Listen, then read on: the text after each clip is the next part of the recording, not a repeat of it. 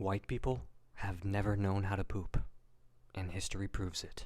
White Europeans have long claimed to be the pinnacle of human civilization, yet their own historical record is an overflowing, disease-ridden indictment of their inability to handle the most basic bodily function: sanitation.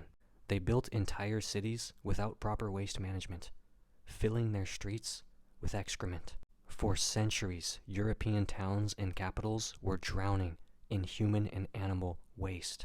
They rejected squatting even though it's the natural and effective way to defecate. Wiped with the worst materials imaginable, from hay to corn cobs to literal rags shared between multiple people. They still refuse to adopt bidets, proving that after centuries of suffering, they still refuse to learn. At some point, the question must be asked: if white Europeans were truly the most advanced civilization, why have they spent most of history wallowing in their own filth? For most of European history, between the 5th through the 19th centuries, European streets functioned as open sewers. Waste was thrown out of windows into the streets, coating roads in human and animal feces.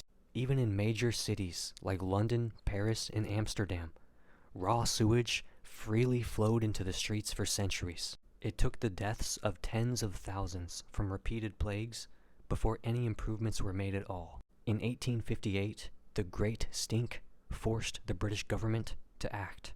The smell of untreated waste in the Thames River was so unbearable that Parliament had to be evacuated. This finally led to the creation of London's first underground sewage system in the 1860s. Even in castles and palaces, white nobility lived in filth. The Palace of Versailles in 1682 had no toilets, so nobles just relieved themselves in the hallways and on the stairs. The filth became so unbearable that royal attendants had to scatter scented herbs around the palace just to mask the stench. Meanwhile, non-white societies had functional sanitation. The Indus Valley Civilization circa 2500 BCE had underground drainage systems and home toilets before Europe even had proper streets. Islamic cities from the 8th to 15th centuries had enclosed sewers and running water in homes. By contrast, most European homes lacked plumbing until the 20th century. Ancient Chinese cities developed sewer systems by the Tang Dynasty from 618 to 907 CE, ensuring clean streets and reducing disease. African and indigenous societies managed waste in ways that didn't turn their cities into biohazards. Timbuktu, for example, had structural sanitation systems while Europeans were still using chamber pots. White people weren't advancing sanitation. They were actively ignoring it and suffering the consequences. For most of their history, white Europeans did not even use toilets.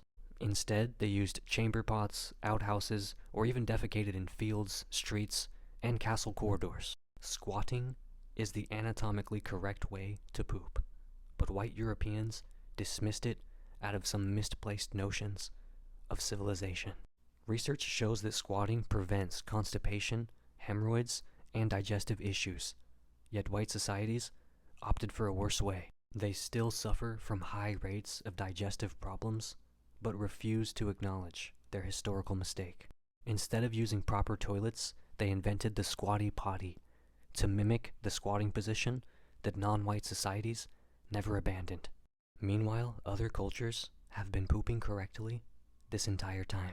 African, Asian, and Middle Eastern civilizations continued using squat toilets for thousands of years. Indigenous peoples naturally used squatting positions, avoiding digestive problems that plague Western societies today. Non-white civilizations didn't need to market plastic stools to figure out the correct way to defecate. White people weren't improving sanitation. They were making one of the most basic bodily functions unnecessarily difficult. Before toilet paper, white Europeans wiped with hay, moss, rags, or their own hands. Many people simply pulled their clothes back up without wiping at all. In medieval Europe, it was common for multiple people to share a single cloth or rag to wipe. These rags were sometimes rinsed and reused without proper cleaning. Even after the invention of toilet paper in the 19th century, white people continued dry wiping instead of using water. The idea of washing after defecation was seen as foreign or unnecessary. Meanwhile, non-white societies used water and proper cleansing methods. Islamic hygiene practices have emphasized washing with water, stingy, since the 7th century. Asian and Indian cultures developed thorough cleansing techniques that prevented the filth that Europeans lived in. African and indigenous cultures used natural, effective cleansing methods without smearing waste around. White people weren't revolutionizing hygiene. They were regressing into unsanitary habits. Europe suffered multiple waves of the Black Death between 1347 and 1351, partly because human and animal waste was left to rot in urban centers. Cholera outbreaks in the 19th century were caused by European cities dumping sewage directly into their drinking water. Diseases like dysentery, typhoid, and tuberculosis thrived in European cities because of horrific sanitation. Despite repeated public health crises, white leaders ignored or delayed action until mass death forced their hands. Meanwhile, other cultures already had this figured out. Islamic civilizations enforced strict cleanliness laws, preventing such outbreaks. The Maya and Inca civilizations managed waste disposal without poisoning their own water. Non-white societies weren't dealing with city-wide fecal disasters every few generations. White people were not leading sanitation innovation. They were resisting it at their own peril.